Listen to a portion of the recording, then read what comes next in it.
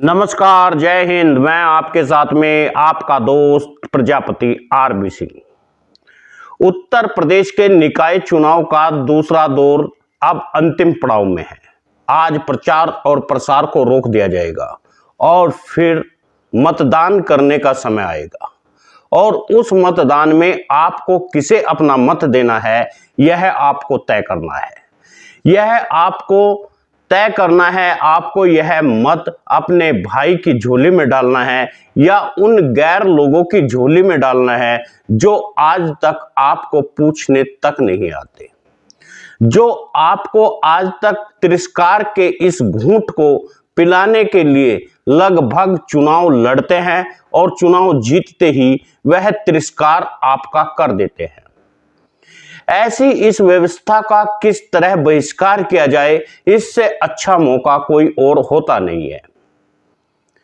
गाजियाबाद में पिंकी प्रजापति चुनाव लड़ रही है और इस चुनाव में तमाम समाज के लोगों को चाहिए कि ज्यादा से ज्यादा वोट दिलाने की उन्हें कोशिश करें, यानी अपना मत तो दे ही, साथ में आस पड़ोस और अपने दोस्तों से भी पिंकी प्रजापति के लिए मतदान की अपील करें। जिस दिन आप में यह जागरूकता आ जाएगी, उस दिन आपके तमाम दुखों के अंत हो जाएगा। पिंकी प्रजापति का तो पहला पड़ाव है। आज हमें जरूरत है विधानसभा में विधायक बनने की और संसद में सांसद बनने की। जिस दिन हमारे विधायक और सांसद बनने लगेंगे, उस दिन समाज को हक और हिस्सा मिलना शुरू हो जाएगा। आज हमें इस पूरी फहरिस्त को समझ लेना चाहिए। यदि आपका कोई भाई निर्दलीय लड़ रहा है या आपका मित्र चुनाव लड़ रहा है, तो आप उसके साथ जाइए, क्योंकि जब आप अपनी बेटी और रोटी का संबंध अपने समाज से रखते हैं, तो फिर वोट का संबंध किसी अन्य समाज से क्यों? जब तक आप ताकतवर हो नहीं सकते, जब तक आप इस देश में लोकतांत्रिक व्यवस्था का हिस्सा नहीं बन जाते। जिस दिन आप इस लोकतांत्रिक व्यवस्था में इसका हिस्सा बनना शुरू कर देंगे, उस दिन आपको अपनी ताकत का एहसास होने लगेगा और आपके ऊपर जुर्म कम होने शुरू हो जाएंगे। इस देश में अपनी वोट देकर के उसे ही जिताए जो आपके हितों की रक्षा कर सकता हो, जो आपके साथ खड़ा हो सकता हो और जो आपकी बातों को सुन सकता हो। गाजियाबाद में पिंकी प्रजापति चुनाव लड़ रही है, तो उसे अपना मतदान देकर के सफल बनाने की भरसक प्रयास करे। यही नहीं, अपना मतदान ही नहीं बल्कि दूसरे लोगों से भी अपील करे कि वह उन्हें मत दे।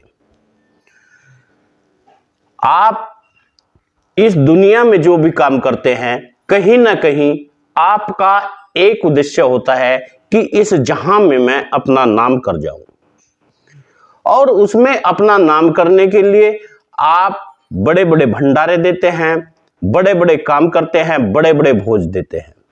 इन तमाम चीजों की जरूरत नहीं, क्योंकि एक भंडारा और एक भोज देने के लिए 4 से 5 लाख रुपए लग जाते हैं। यदि आपको किसी भी पार्टी से टिकट मिलता है और आप चुनाव लड़ते हैं, तो 2-3 लाख रुपए से चुनाव लड़ा जा सकता है। ऐसा चुनाव जिसमें आपकी पहचान हो सकती है, और आपकी पहचान आपके लिए कितना मायने रखती है, यह आप जानते हैं। समाज में जागरूकता आती है, समाज के लोग एक दूसरे से पहचान बनती है। इसलिए जरूरी यह है कि आप चुनाव के लिए मैदान में जरूर आए, चाहे वह लोकसभा का चुनाव हो या फिर विधानसभा का हो, ग्राम पंचायत का हो, पंचायत नगर का हो या फिर महापौर का हो। जब तक आप चुनाव लड़ने के लिए सामने नहीं आएंगे, तब तक आपकी गुलामी की बेड़ियां टूटेंगी नहीं। जिस दिन आप चुनाव लड़ना शुरू कर देंगे, आपके समाज की गिनती शुरू हो जाएगी। उस दिन आपको तमाम राजनीतिक दल पहचानना शुरू कर देंगे। यही एक उद्देश्य है कि समाज में जब तक राजनीतिक जागरूकता आती नहीं है, जब तक समाज की गुलामी की बेड़ियां टूटती नहीं है, आज हमें राजनीतिक चेतना की जरूरत है। गाजियाबाद में पिंकी प्रजापति लगातार चुनाव का प्रचार और प्रसार कर रही है। लगातार दूसरे ओबीसी समाज से भी रात रात भर मीटिंगें हो रही है। लगातार बैठकों का दौर जारी है। लगातार पंचायतें हो रही है। आखिर अपना वोट किसे दें? ओबीसी समाज को चाहिए कि वह अपना वोट पिंकी प्रजापति के हित में करे, क्योंकि पिंकी प्रजापति ओबीसी समाज के हितों की रक्षा कर सकती है। और हितों की रक्षा तभी हो सकती है जब आपके बीच का व्यक्ति चुनाव लड़ रहा हो और वह उस समय मेयर की गद्दी पर बैठ जाए, विधानसभा में बैठ जाए या लोकसभा में बैठ जाए। आज मैं आपको बता देता हूं किस तरह जंतर मंतर पर पहलवान बैठ गए और पहलवान बैठने के बाद में उनके पर जनप्रतिनिधि लगातार भारतीय जनता पार्टी से अब मुखर होते हुए नजर आ रहे हैं, चाहे उसमें वीरेंद्र चौधरी हो या इससे पहले कोई और जाट नेता। उन नेताओं ने अब भारतीय जनता पार्टी से किनारा शुरू कर दिया है और बेटियों के समर्थन में जाकर के जंतर मंतर पर उन्हें समर्थन देना शुरू कर दिया है। जब तक आप अपने समाज के हितों की रक्षा नहीं करेंगे, जब तक आप अपने समाज के साथ खड़े नहीं होंगे, तब तक आपका समाज भी गुलामी की ओर जाएगा और आप भी गुलामी की उस दलदल में फंस जाएंगे। आज भारतीय जनता पार्टी से बड़े बड़े मंत्री और बड़े बड़े विधायक इस्तीफा देने के लिए तैयार हो गए हैं और कहने लगे हैं कि हम पहलवान बेटियों के साथ ही रहेंगे, क्योंकि उन्हें लगता है कि कहीं ना कहीं जाट समाज का अहित हो रहा है और जाट समाज को इग्नोर किया जा रहा है। यही कारण है कि आज विधानसभा में, लोकसभा में, राज्यसभा में तमाम जाट नेता एक के बाद एक भारतीय जनता पार्टी से मुखर होते हुए नजर आ रहे हैं। यही नहीं, वहीं पर राजपूत समाज के लोग, आपने देखा होगा, ब्रजभूषण शरण को बचाने के लिए किस तरह खड़े हो जाते हैं। तमाम सोशल मीडिया पर, सोशल साइट पर यह भी भूल जाते हैं कि बहन बेटियों का जो अपमान होता है और उस अपमान को करने मात्र से ही एक चरित्र का हनन होता है। और उस चरित्र का हनन होते हुए भी, यह सब कुछ जानते हुए भी कि गोंडा के इस बाहुबली ने किस तरह हजारों बीघा जमीन वहां पर कब्जाई हुई है। बाहुबली के और मुकदमेबाजी के अव्वल रहे ब्रजभूषण शरण सिंह अब किस तरह अपनी दबंगई दिखाते हुए सोशल मीडिया पर नजर आते हैं। किस तरह वे अपने आप को कहते हैं कि मैंने एक आदमी को वहीं से रिवॉल्वर उठाया और मार दिया। और वे कहते हैं यदि अमित शाह या गृह मंत्री मुझे कहे तो मैं इस्तीफा दे दूंगा, यदि प्रधानमंत्री कहे तो मैं इस्तीफा दे दूंगा, क्योंकि उन्हें लगता है कि ये लोग उन्हें कहने वाले नहीं हैं। उनकी दबंगई सरकार में इस कदर चलती है।